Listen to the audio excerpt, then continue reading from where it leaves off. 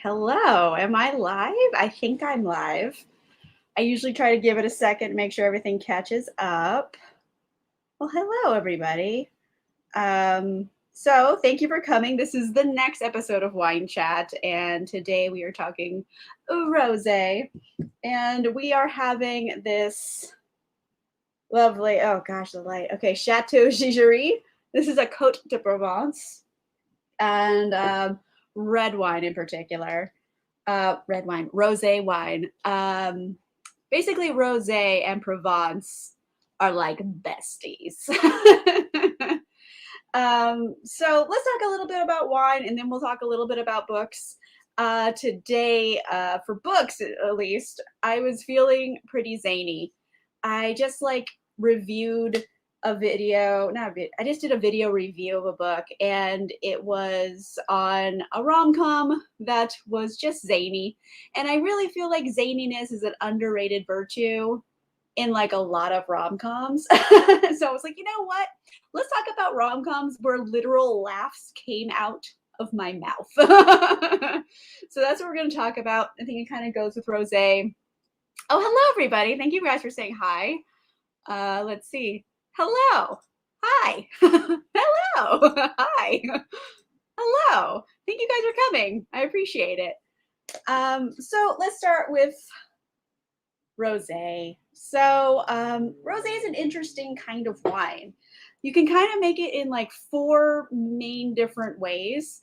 Number one is this method called maceration. And I mean, maceration is really how you make like any kind of wine, but in particular for rosé, okay, let's just say what maceration is because I realize I'm not explaining this. Maceration is kind of like mastication. Think about it like that, like chewing. So when they're making wine and they're pressing it and they're like doing this and getting all of the goo out of the grapes, it's all of the skins and stems and seeds and stuff. That's the pomace, and they leave it in there, and it gets all the color, and it like they let the wine ferment with the pomace. It turns into red wine. It pulls all those colors out of the grape skin. So it's the same idea. You do the maceration process, but you just yank out the grape skins a lot sooner. Like as soon as the wine turns pink, you yank them out. So therefore you have rosé wine, and you make it the same way you gotta make red wine, but just for shorter. Which is, I don't know, I think that's probably the main way people make it. There's also this type, I don't think it's as like popular. I think it's more rare. It's called Saignée. And at the Saignée, it means blood in French, I know.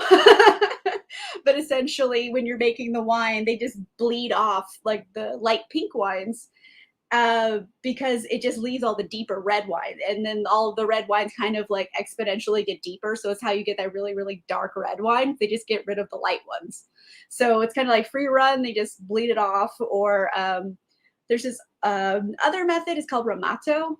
And it's basically more similar to the maceration process in red wine because some grape skins just naturally have pink skin, like Pinot Grigio grapes, for example. Those skins are pink. So they just leave it in there and just get all the color out of the pink skin. And then, you have like the other way, which is blending. You take a red wine and a white wine, and now it becomes pink wine. So those are the main ways you make it. I think probably the maceration one is the most popular. Is what people do.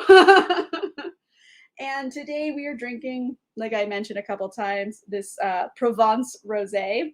So when you think Provence, think rosé. I think that's the main type of wine they make in Provence. It's kind of their jam. And the good thing about like Provence rosés is that they're very dry.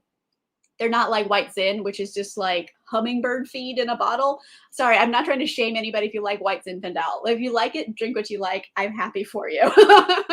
For me, I find it very sweet to the point where I cannot drink it at all. But yeah, so this one in particular, let's talk about this because we're talking about Provence right now. So this is a very typical of a Provence rosé. Try to get my skin behind it. You can kind of see the color. Provence rosés are this really light, kind of coppery, orangey pink. they're always that color. There's a lot of other rosés that are much darker, and really it just depends on the grape. If you're using a grape with really, really dark skin, you're going to get a darker rosé. The ones in particular in Provence, they mainly use certain types of grapes. It's an AOC, which is basically a protected area. So they have to grow certain types of grapes and blend them to make their rosés. And mainly they have Grenache, they have Syrah, they have Cinsault. Sometimes there's a little bit of like Mourvedre mixed in. So those are the main types of grapes, and none of those have like super dark skins to start with. And any way to tell the method from the label? I don't think so. If there is, I don't know of it. But in general, it's the maceration process. I don't know a lot of wines that do it the other way. They exist. Some wines do it, but I think the majority of wines use the maceration process. So when in doubt, it's probably that.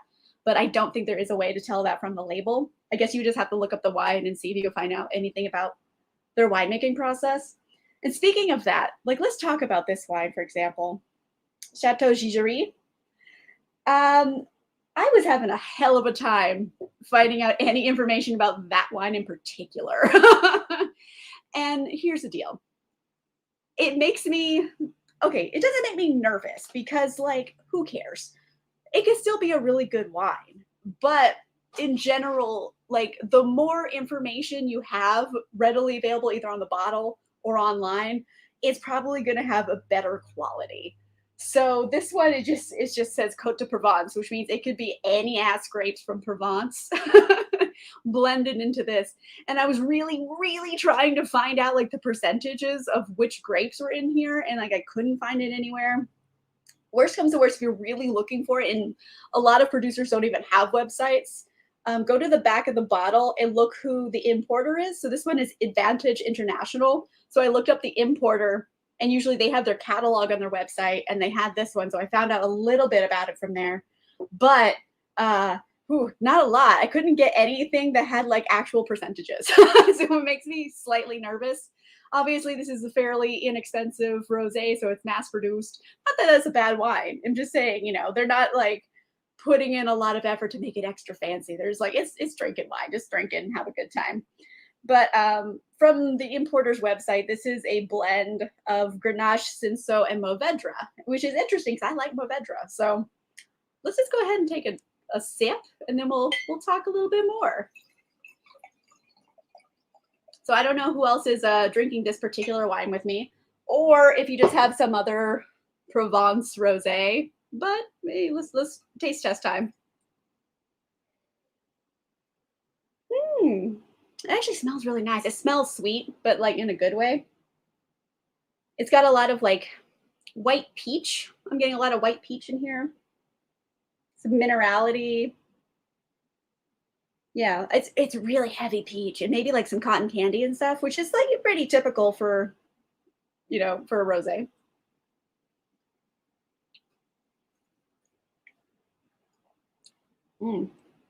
Okay. So it has like a nice high acidity. That acidity, it makes your mouth water, so you can probably feel it tingling. You feel like your mouth salivating. That's the acidity. You want that in a rosé. You want it to be crisp and like refreshing. And it's definitely crisp and refreshing. On a nice sunny day, this would be great. Although, you know what? Drink rosé whenever you want. The good thing about rosé is that it kind of just goes with everything. Like, when in doubt, rosé will probably go with it, pairing wise with like foods. It kind of just goes with everything. It's like kind of like the knockaround wine. It can go anywhere.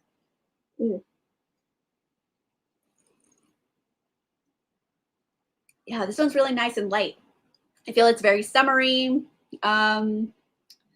Me take this with a grain of salt because I am a vegetarian, but I think this would go really well with like shellfish.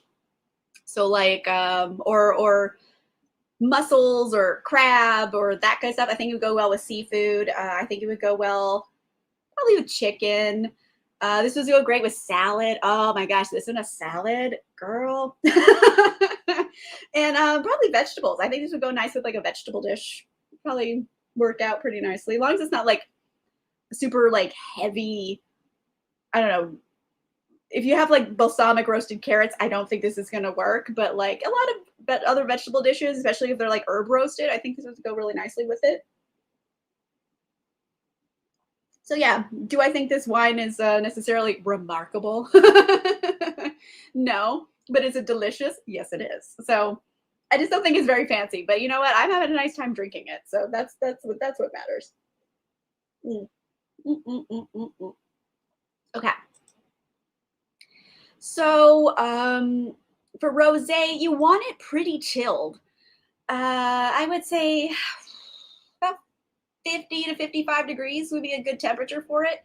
You basically want it warm enough that like none of the flavors are going to be hid by the coldness, because when a wine gets really cold it hides some of the flaws it might have.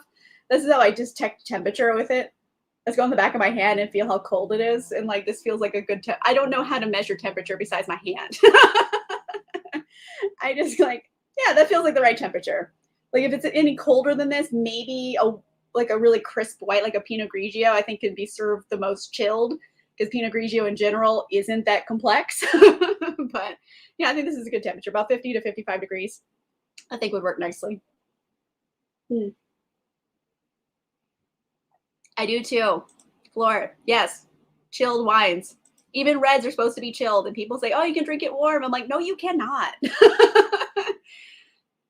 I will harp on this. This is my one snobby thing. It's just like if you chill your red wine, because you should drink it at about 60 to 65 degrees, which is chilled. It's not cold, but it's not definitely room temp, which you think room temp is like 70 to 80 degrees. No, it's like 60 to 65. It's chilled.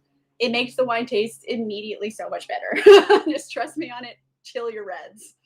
Um, so yeah, this one I think it's very indicative of like a Provence style rosé. They're usually this kind of coppery pink. They are refreshing. They have high acidity. It definitely has a lot of white peach on the palate. Has like a citrusy tone. I would say maybe like a grapefruit. But yeah, this one is so peachy, which kind of makes sense with the area that Provence is.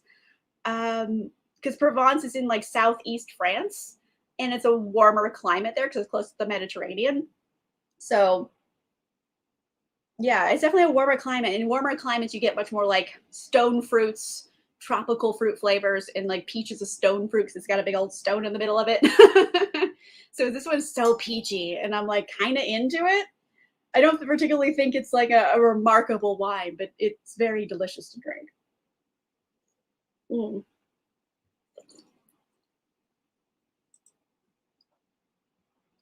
Okay, so this is definitely a dry wine. I don't think this has a very high sugar content at all.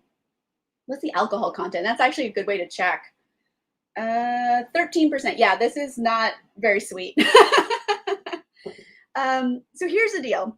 When wines have lower alcohol content, they usually have much more sugar in it.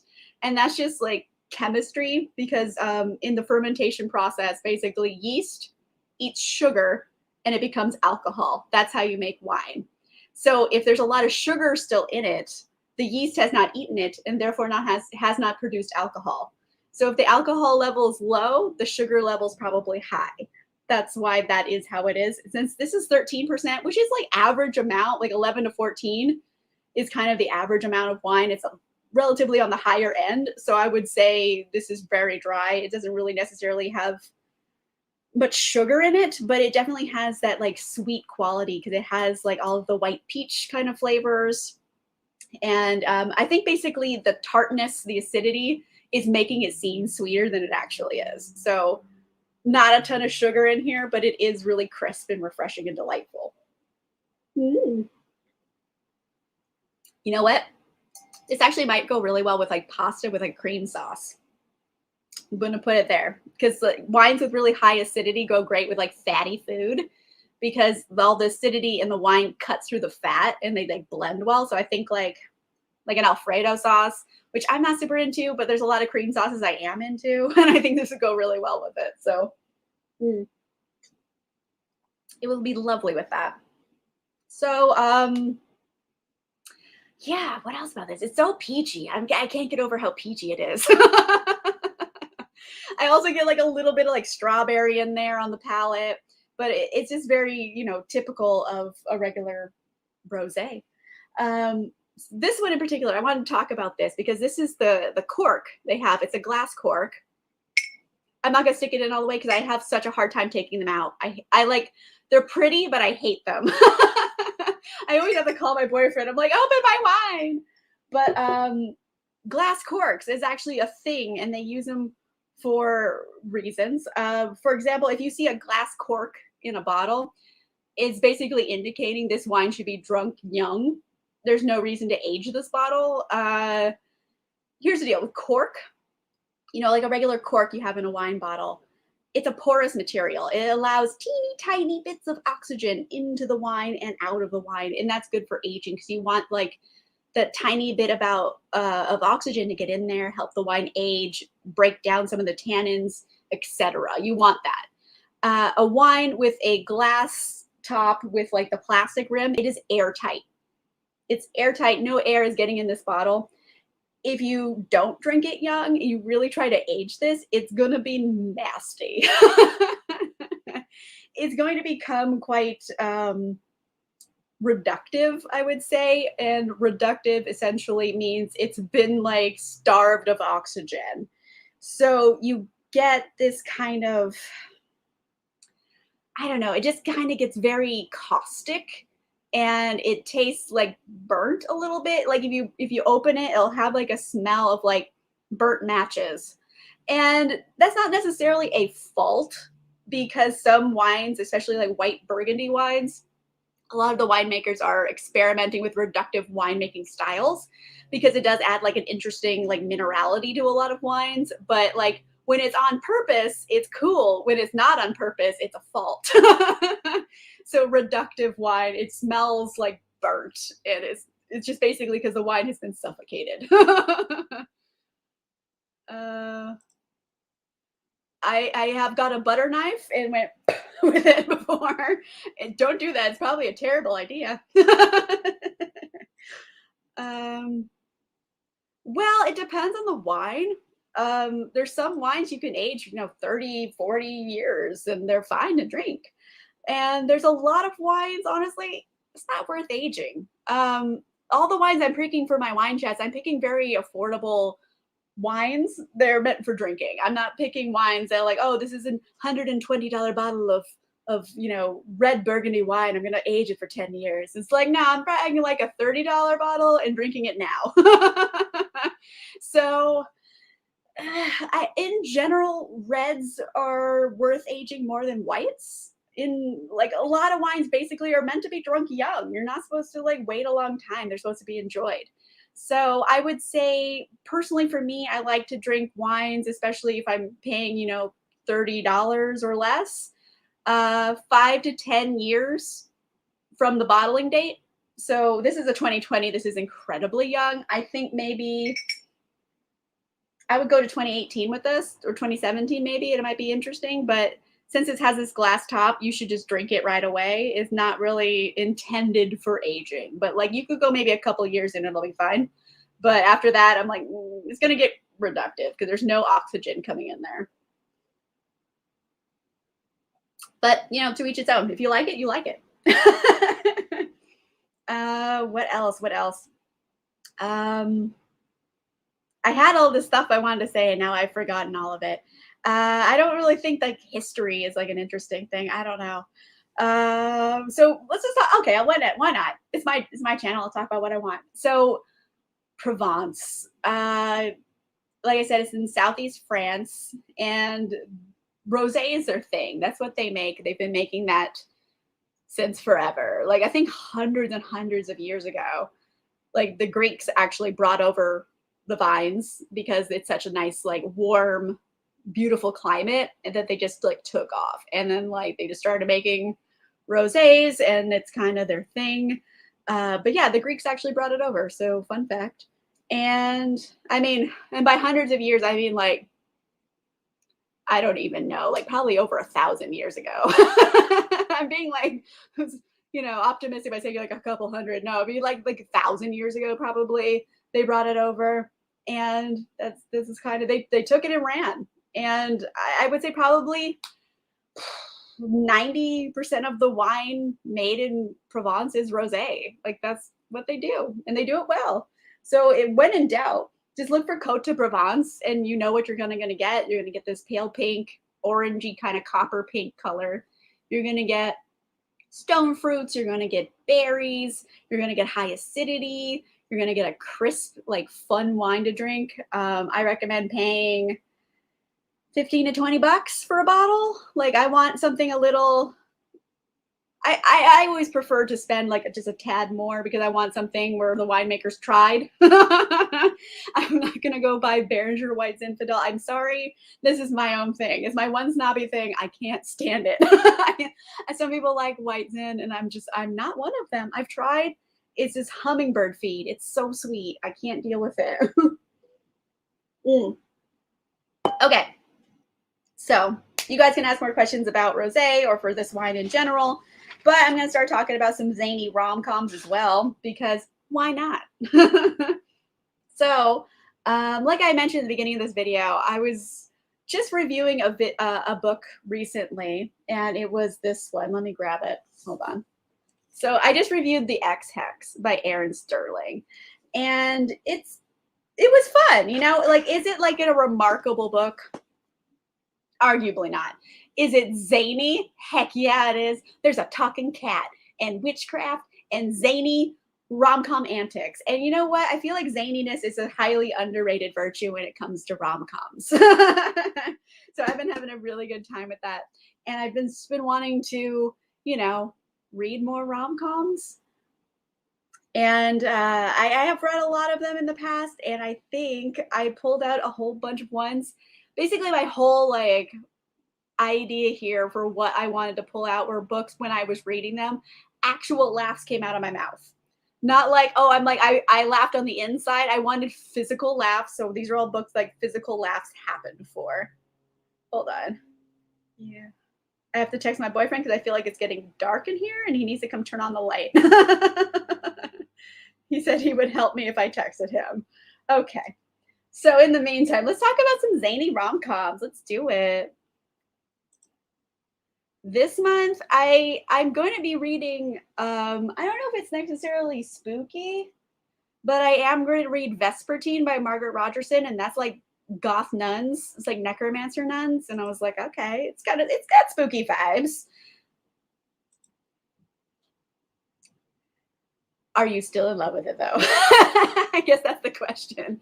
You know what? When I was in like college too, oh, the light. Okay, thank you, dear.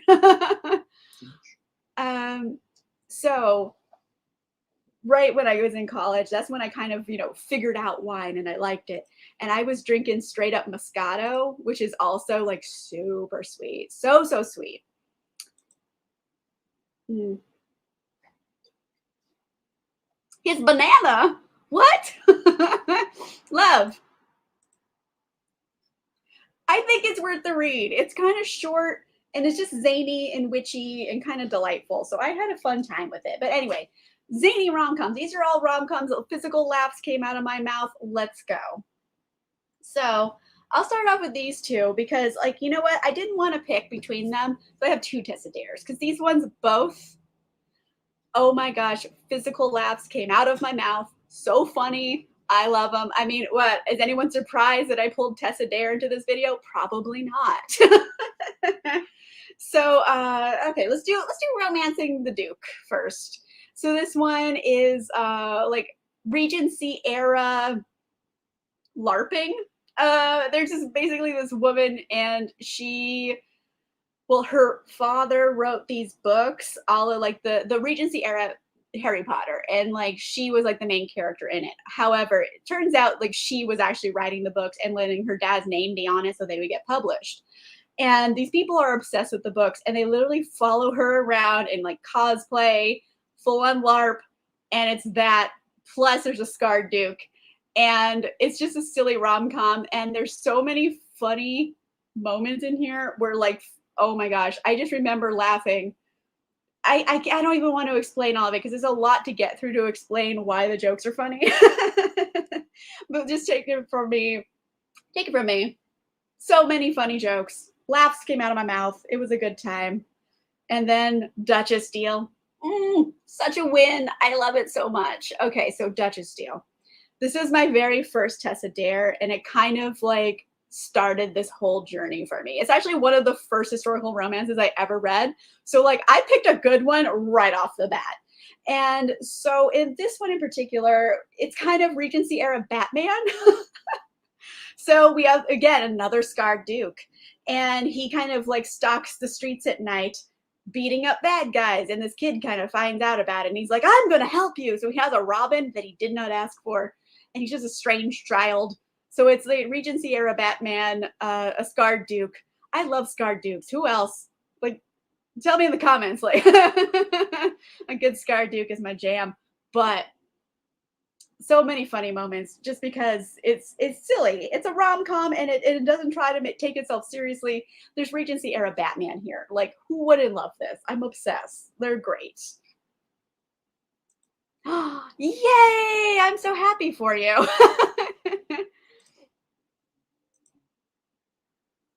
Okay.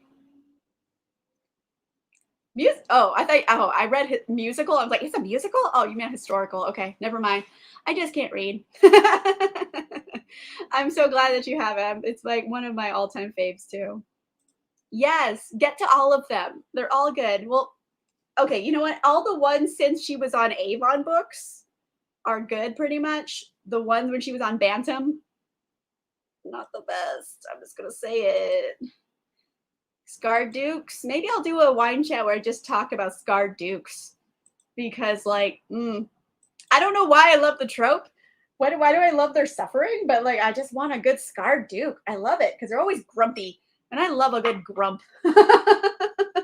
Like grumpy sunshine romances. Like I'm totally into those. Those are so fun. Okay, I just don't want to spill. I had to like focus for a sec.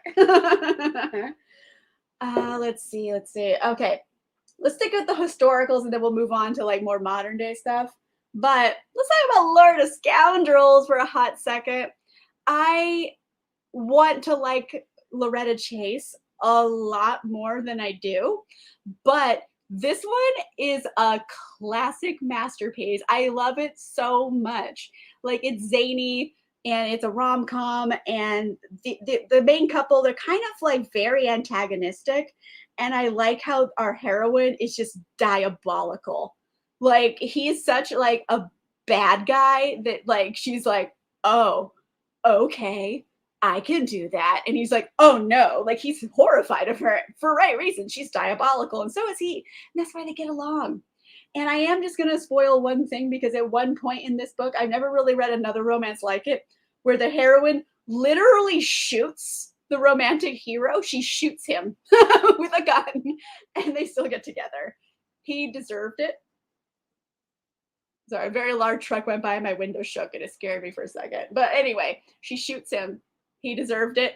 And I'm like, yes, you shoot him. So yeah, I haven't really read another rom-com that involved a shooting romance, but this one has it. So it's really, really good. Actually, I love this one. I have not found another Loretta Chase I like though. So it's like a kind of a weird situation where I want to like this author, but I just haven't found any more books except for that one that I liked. Also, it's getting warm, so I'm gonna put my hair up. The Last Hellion. Okay. I haven't read that one by Beverly Jenkins. I don't yeah, I have not read that one, but I do want I keep trying, you know what I mean? Like I've read a few and I haven't found like another one that like I'm into, but like I want it. Let's see. Oh, I'm very excited about this. She does write a lot of westerns, so that would make sense. And I do love a good Beverly Jenkins. They're fun. Oh, you know, I was like, you know what? They're still gonna get together. Out of all the women in the world, like the one who shoots him, he would totally be into. That's kind of his thing. Yes. Hmm. All right, let's keep going. So I put this one in here. Well, I don't think it's a very It's the strongest book of the series. I did laugh out loud. So it fit my criteria, which was The Duke and I by Julia Quinn. This is the first book in the Bridgerton series.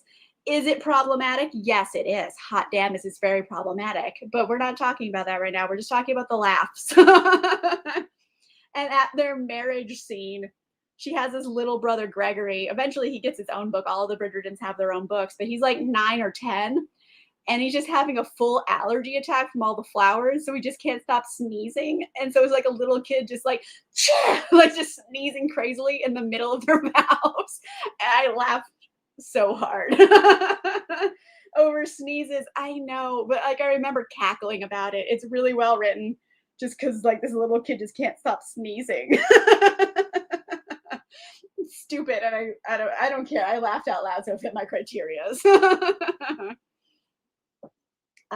Okay, so I think that's all of my historical, and then I got some paranormal. Let's go paranormal. I pulled out a couple paranormal romances that I also like laughed out loud with. Surprisingly, you don't think paranormal romances are going to be rom-commy, but some are. So let's talk L'Affaire by Kresley Cole. Here's the deal. This is like, this is far along in the Immortals After Dark series. By the way, not in this like rom-com category, but Kresley Cole allegedly is actually going to be publishing a book this January for this series. Monroe is finally coming out. There's an official date, and I was like, is this happening?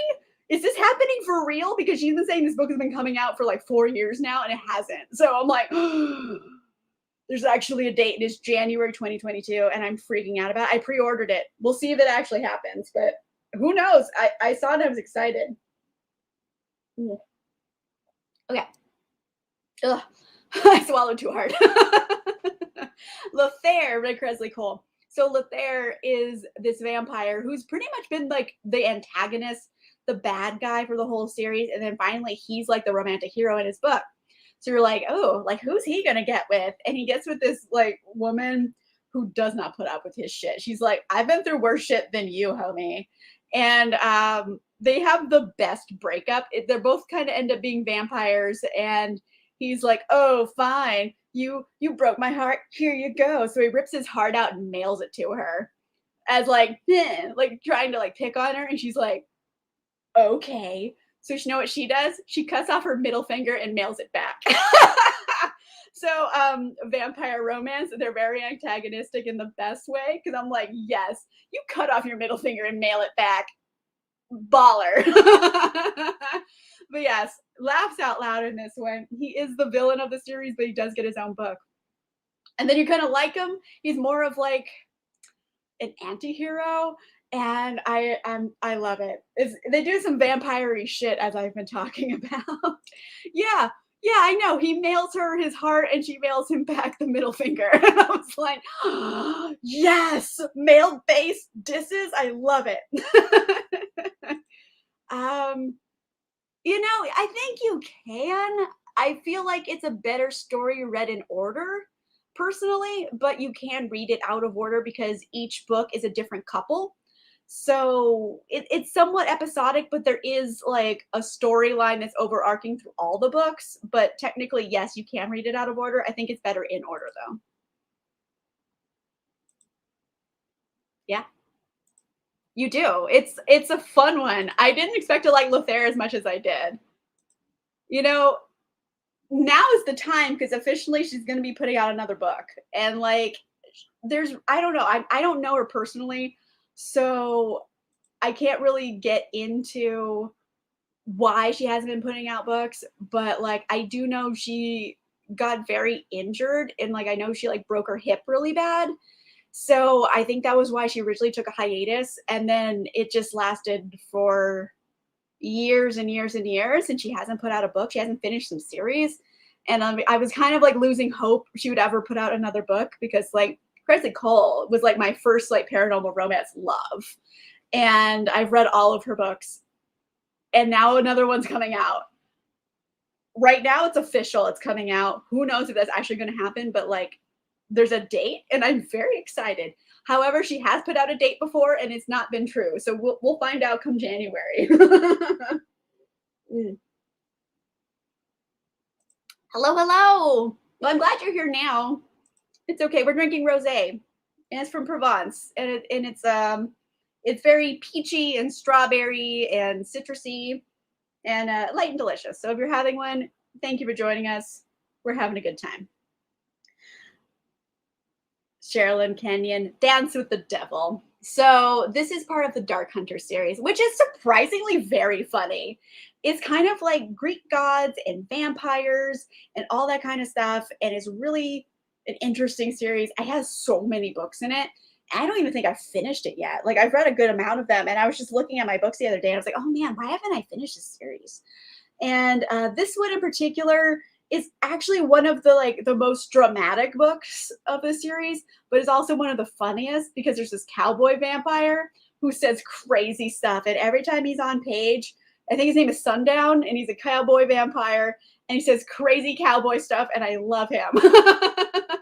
He gets his own book much later on in the series, which I haven't read yet, but he's great, and he's friends with this one guy. He was like from like ancient Greek times, and he's a vampire, and he's been like had a rough life and stuff. But so there's a lot of moments where like I was actually crying, and then there's a lot of moments where I was laughing out loud. So this is a book of like lots of contrast in my emotions.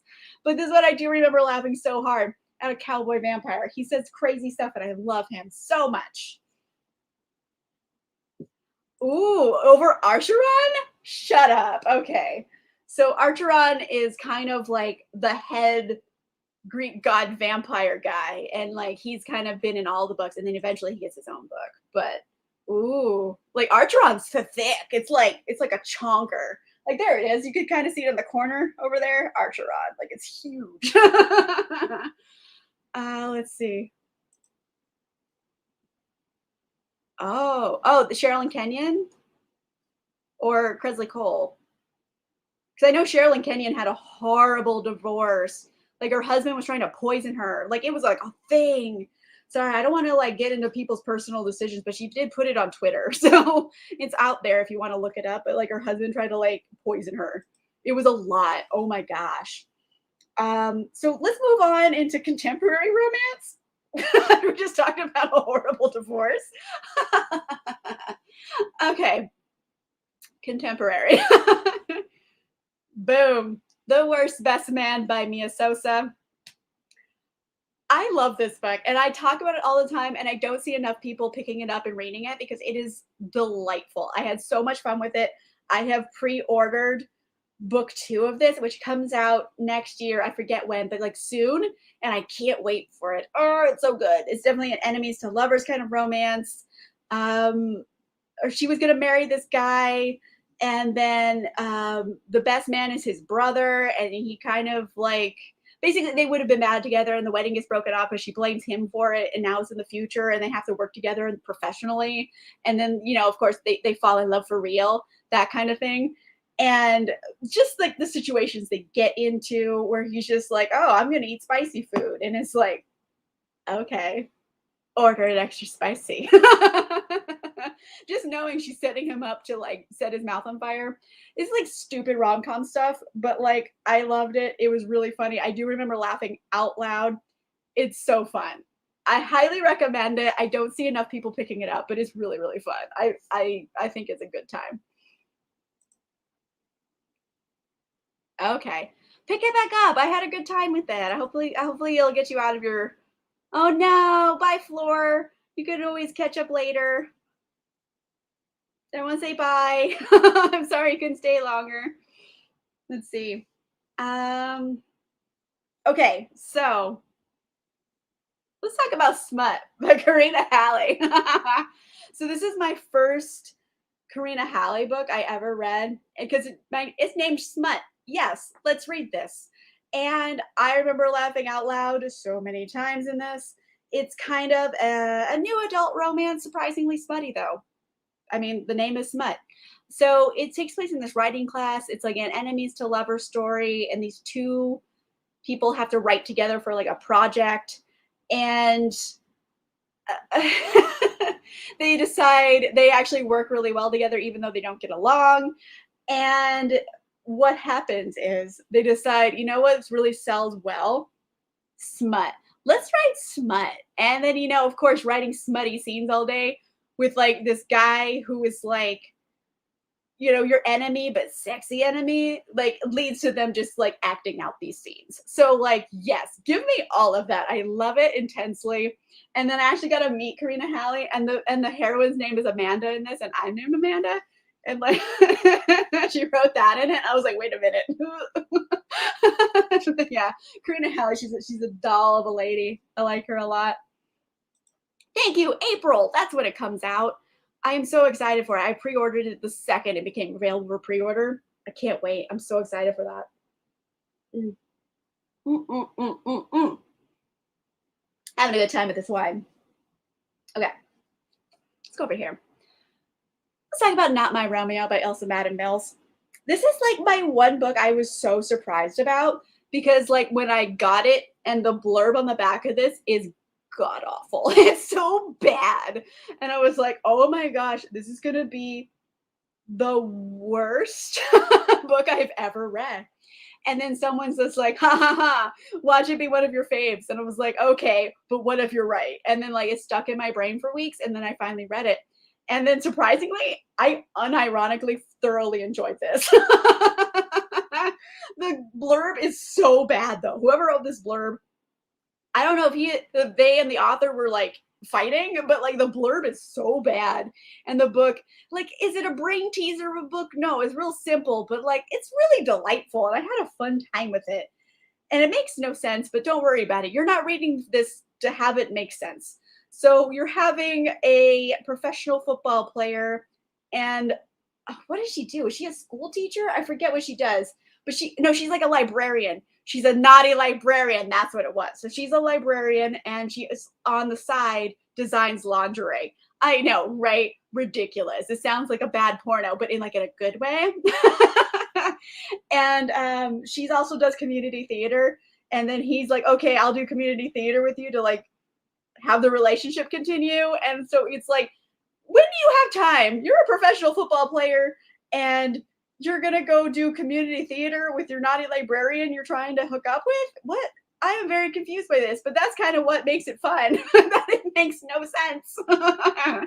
So, like, yeah, surprisingly, I had such fun with this. And I would not have read it unless someone in my comments like said, ha ha ha, why'd you like it? And I was like, oh no, what if you're right? So I do read the comments. It does sometimes influence what I read. Oh, you want me to read the blurb? Okay, I'll read the blurb. All right. So let's start with the big part here. Mistaken identity, unmistakable spark. It's game time. Already it's terrible, right?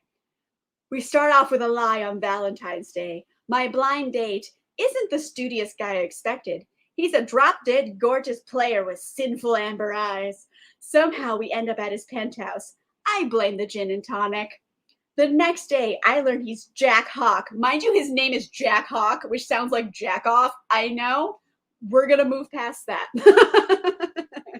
So I learned that he's Jack Hawk, bad boy professional quarterback with a murky past. The NDA he has me sign should be a warning that he isn't a regular person. Please, I signed it Juliet Capulet, so goodbye, famous football player with abs of steel, and good luck tracking down this small town librarian. But Jack keeps showing up in places I least expect him. Just when I'm sure he's gone, he waltzes into my community theater and wins the part of Romeo to my Juliet. How's a plain, mostly innocent girl like me supposed to resist a man like him? Is Jack my real Romeo?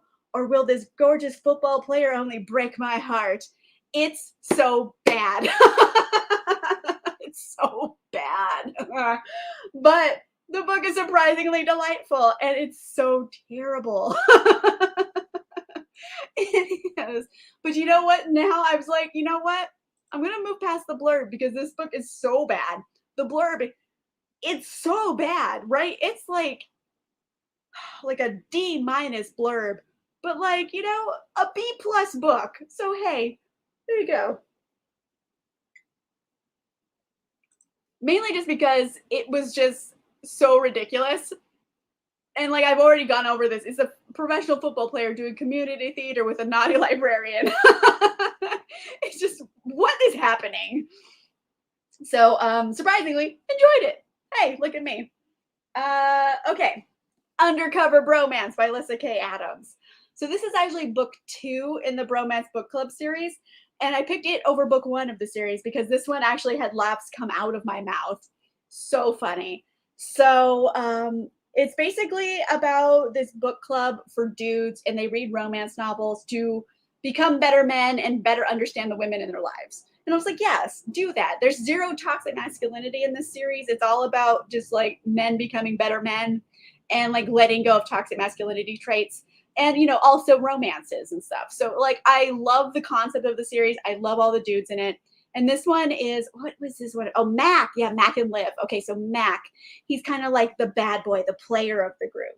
But actually, he's the one who started the group, the book club. So he and Liv, who is the sister of the female romantic lead in book 1, they kind of have this antagonistic relationship. And as soon as she like mouthed off to him, I'm like, oh, Mac's in love with her now.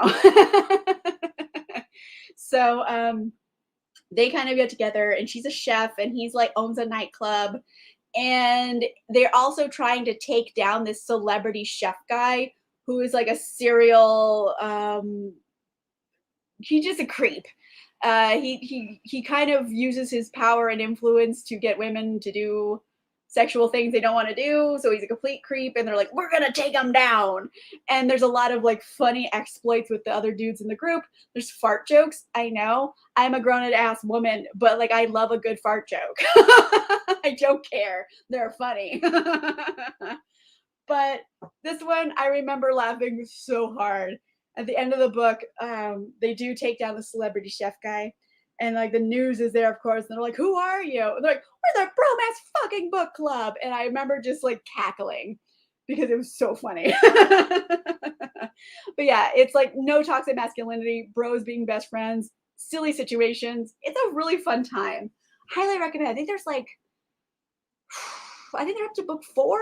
There's 4 in that series so far, and more to come, I believe. So it's been a good time. Okay, I got three more zany rom-coms. I'm very excited for it. Let's talk about Beautiful Bastard by Christina Lauren. Okay, so I feel like a lot of people have read recent Christina Lauren books, and they're all right. But like early Christina Lauren books, they're like a whole other thing. They are intensely smutty. So if you were like a smut fiend, you were just like, I want something smuttily delightful. Oh my gosh, go look up early Christina Lauren. They're intensely smutty, but also intensely funny. I remember cackling during this book. It's so funny and so smutty. Like I think they do it in chapter 1, if I'm not mistaken. Yep. Oh, yep. Chapter 1. They do it in chapter 1. I immediately found the smutty bits because there's so many. But yeah, they do it in chapter 1, and it's kind of like an enemies to lovers workplace romance. He's like the CEO, and she's like kind of his executive assistant, which I already you're like about because like the power imbalance. But frankly, their relationship, I don't really feel too imbalanced power wise because she really just owns him all the time. So technically he is the boss, but like the relationship doesn't play like that. So it works. There is, if you're sensitive to that power imbalance thing, maybe it's not for you. But like I do think overall, this whole Beautiful Bastard series is hilarious. So many laugh out loud funny moments, so much smut. Oh my word. Like book 2 of the series is actually my favorite. It's called Beautiful Stranger. And it gets into like a lot of kink actually. There's like a whole voyeurism thing in there. And they like go to sex clubs and like let people watch them do it. So like it gets into some stuff. So yeah, it gets very smutty, and it's a workplace enemies to lovers romance, and it's also hilarious. So yeah, if you want Christina Lauren, like all of the wit and charm and laughs, but with like a lot more smut, go to the early series. So like Beautiful Bastard series, and shoot, I don't remember the name of the other series, but it starts with like Sweet Filthy Boy is the name of it. Already you're like, oh, this is gonna be smutty. His name's Sweet filthy boy. So those two series, so smutty, so delightful. Love it. Yeah, like she's technically his assistant, but like I don't really feel like he has that much power over her. She's kind of a force to be reckoned with all on her own. Please do. It's so fun. I love it. Oh, she did kind of get a little weaker in book 2. I do agree, but like I think it's more because we got to understand who she is outside of the bravado. So that's why we got less of it because she's actually a real person. But it's true. I'll give you that. Let's see. Two more zany rom-coms. Let's talk about Fix Her Up by Tessa Bailey. So this is my first Tessa Bailey I ever read, and I picked it up completely at random. I don't know, like I think people from Romance Landia might already know this. There is a bookstore in Los Angeles called The Ripped Bodice, and it is a romance only bookstore, and they have kind of a high following on social media, so you might know about them. But I went and they just said like, oh, have you read this? And I said no, and they're like, you should read this. And I'm like, okay, I will read this. And I believe Tessa Bailey was doing a signing at their store, so that's why I bought it. Yeah, so this one's signed. Swoons ahead. I love it. Okay, so Tessa Bailey, sweet lady. I like her a lot. And let's see. So Fix Her Up. It is I don't really think they're enemies to lovers. It's like a older brother's best friend romance. And so you have this guy, I forget his name. What's his name? Georgie and Travis. Travis. Okay. So Travis, he was a professional baseball player. He got injured, so he's like not playing right now, and like he's going through a whole thing. And Georgie is like has been in love with him forever. Is like older brother's best friend kind of situation. And she's like, listen, I don't care. You're wallowing in your own filth. You need to get up and not do this. And frankly, from chapter 1 of this book, I was cackling, like just laughing out loud. I had the audiobook, so I was like in my car just laughing hysterically while driving. So people probably thought I was a lunatic on the road, just alone in my car. But so funny and so smutty. Holy moly, this is another one. If you're a smut hound, like this is the series. It's so smutty. Like even book 2, not as funny, but more smutty. So all of it super, super, super smutty. Book 3 of the series, I don't know if there's gonna be more in it or not, but book 3 might be the finale. That one's like a good blend of both because it's very funny and very smutty. But book 2 is more serious, but also smutty.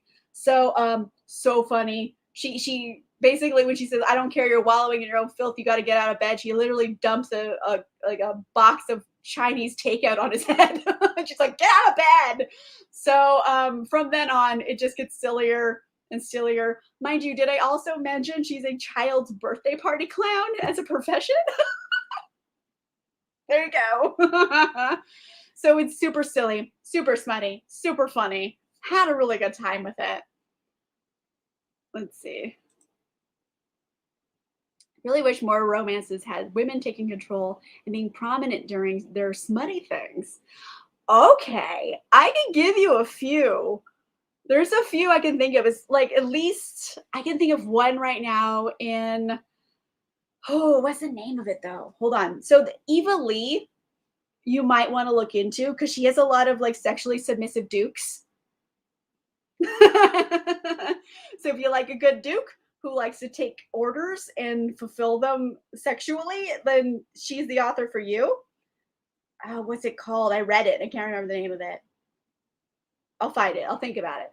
And then there's this other one. Oh shoot, what's her name? Alicia Rye. She also has some that are really, really good. What was it called? It's yellow. I'll figure it out. I'll look up both of them. Oh, okay. Would I Lie to the Duke by Eva Lee? Sexually submissive Duke. Let's see. I'm gonna look this up. I know it's the odd, like silent period. Oh, Wrong to Need You by Alicia Rye. Another submissive man. So those are two. One's a contemporary, one's a historical. Submissive men. Sometimes it's fun. I agree with you. So check those two out if you haven't checked them out. Okay. I'll put it in the comments here. So, what was it called? I'll put the Alicia Rye one because I have that up right now, which is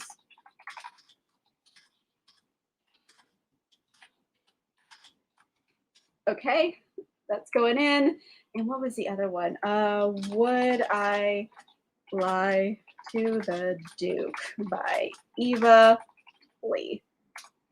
Okay, those are both sexually submissive men. So I gave you a contemporary and a historical. Both are fun. Had a good time with them. Surprisingly smutty. Um, let me see. Let me see. Okay, let's talk about this last delightfully smutty rom com. And while I'm talking about it, I want you guys in the comments to let me know what we're drinking next time. Red, white, or rosé. I don't want to push you in any direction. I am really excited about both the red and the white. They're both really good.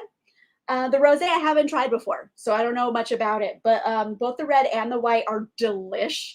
The white is less expensive. That's all I'm giving you. You guys can decide in the live chat. Let me know red, white, or rosé what we're drinking next time. So in the meantime, while you guys are deliberating, I'm going to tell you about my last zany rom-com I pulled out, which is Red, White, and Royal Blue by Casey McQuiston. Look at all the tabs I put in this. You know what I did? I tabbed it every time I either really, really laughed or really, really swooned. Look at it. So many tabs, like so many laugh out loud moments. I was obsessed.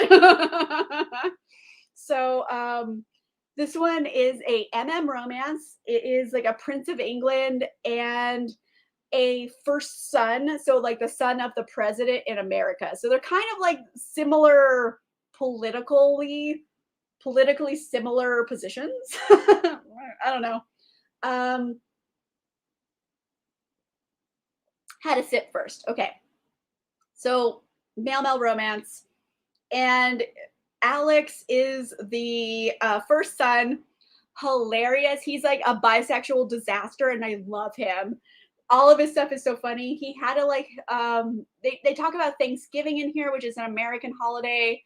And like most American holidays, it's full of revisionist history, but essentially it's supposed to celebrate the first Thanksgiving, about how the Pilgrims and the Native Americans met and they shared a big meal together. So it's supposed to be about community, but really, we massacred them. So it's a bit of revisionist history. Like, let's be real. So Thanksgiving, hola. And in America, the president usually pardons a turkey every year. It's stupid, but whatever. It's fun for the holiday.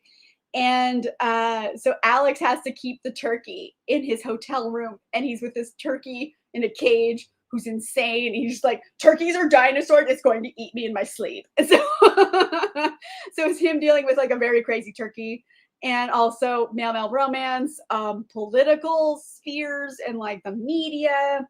And it's just great. Alex, bisexual disaster. You love him to pieces. It's a fun book. I loved it. It's surprisingly steamy. I wouldn't say it's overly steamy, but it's definitely pretty fun. I had a good time with it. So yeah, I gave you so many zany rom-coms. That was my whole criteria. Did actual laughs come out of my mouth whilst reading it? And those are I didn't even count them. 1, 2, 3, 4, 5, 6, 7, 8, 9, 10, 11, 12, 13. 13 rom-coms off the top of my head, laughed hysterically during. Okay, let's see. So I got 1 vote for red, 2 votes for red. Let's see. Yeah, it is. I know. America. That's all. Enough said. We're not the best. Okay, let me see.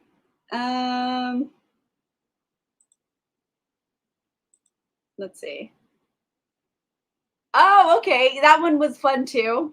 I'm just I'm just a stand for early Christina Lauren. That's just my jam. I like the early stuff. I don't necessarily have a topic yet. Usually I figure it out the day before. If you've met, like, you guys know me for a little bit now, I am a full chaos person. I don't know what's happening ever. I'm just like, yeah, things will work out. I did make a list of things I do want to talk about. So, like, let me know in the live chat. Is there something you specifically want me to talk about? Because I had two ideas. One was guilty pleasures, so just talking about guilty romances. And another one was also werewolves. You called it. I had a werewolf idea and I had a kilt idea. So Highlander romances or werewolf romances. So those are my two ideas I had recently. So if you have a preference, please let me know in the comments. And I don't think anyone else voted, but I got 2 votes for red. So I'm thinking that's what's going to be. I'll give like 10 seconds if anyone wants to say something different, but I think it's going to be red, guys. 9, 8, 7, 6, 5, 4, 3, 2, 1. It's going to be red next time, everybody. So next time, we are drinking this beautiful Penfolds Shiraz. This is from Australia, and it is fantastic. This is a red wine I feel is particularly racy.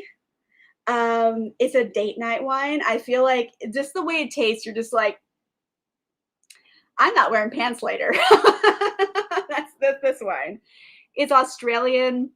This is from the Barossa Valley, and I will talk about that more in our next wine chat. But Barossa Valley is fantastic for reds, especially Shiraz, which is basically Syrah but spelled different.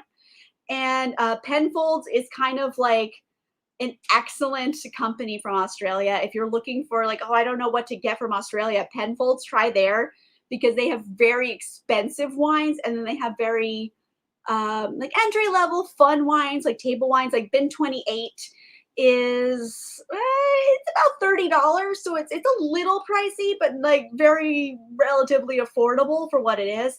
And then Penfolds has bottles that are like $200 a bottle, so a full gamut here. But this one is delish. I love it intensely, so that's what we're going to drink next time.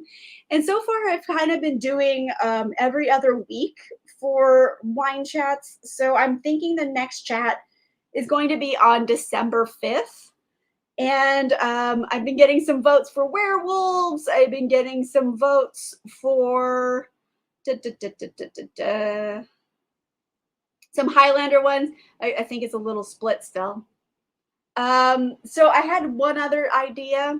Maybe I will let you guys know soon what I'm actually picking. So it's either going to be Highlander, werewolves, or I'm going to talk about Macbeth because I am reading that later today. I'm going to film my drunk classics today. Why? Because Macbeth is relatively short and I wanted to pregame it. So when I'm ready to read Macbeth, I'm already like a little drunk because I'm not going to have enough time to get fully drunk for reading it. So that's the idea. I'm pre-gaming it. So I might want to talk about Macbeth. I'm not sure yet, but it's going to be one of those three. So we're going to have a good time. Again, we're going to be drinking this Australian Shiraz. If you can get this one, awesome. Like I said, I think it's like $28 to $30. So it's a little pricey, but not too bad. If you can't get this one in particular, just look for a Shiraz from the Barossa Valley in Australia because that's kind of the vibe we're going for. But oh boy, this is racy. It's delightful. It's very good. I am very excited about it. Macbeth is awesome. Thank you. Yes, Macbeth. You know what? Why not? Why can't it be both? Yeah, I probably know of some Highlander werewolves, but I can't think of them right now. Yes. Why can't I have a werewolf in a kilt? Macbeth, but done with werewolves in kilts. Yes. Am I right? I'm totally right. So I didn't even drink this much of this, but I'm just having a great time. So again, thank you guys for coming so much, for drinking this lovely Provence Rosé with me. I found it delightful. Is it particularly a complex wine? No, but you know what? It's fun to drink. It's like a good, refreshing wine. You have a friend over, If you're going to be outside in the sunshine, you want something refreshing, pop this open and drink it. You're going to drink the whole bottle. Why not? Have a good time with it. Mm. Mm, mm, mm, mm, mm. You know what? Let me show you the white. I've picked this for the last several episodes and no one picks it. One day this will get picked. Or I might just tell you we're doing it because I want to drink this so bad. It's so good, guys. I love it so much. And then this was the rosé I had. I haven't tried it before. It's another Côte de Provence, but it's a Olema Reserve. So it's supposed to be fancier, I guess. I don't know. But yeah, this Penfolds you will not be sorry for. It's a bit intense though. You're gonna get a lot of like black fruit. You're gonna get like blackberries, black currant. You're gonna get a little bit of peppery kind of flavors. It's very intense, but like in a good, fun, racy kind of way. But yes, Beth, we'll do that white because I keep bringing it, and one day it will get picked, and we will do the Trimbach Riesling. By the way, I know everyone's like nervous about Riesling, so they think they're very sweet. This one's a dry Riesling. It's delicious, and I want to talk about it. So we'll get there. We'll get there, everybody. Okay.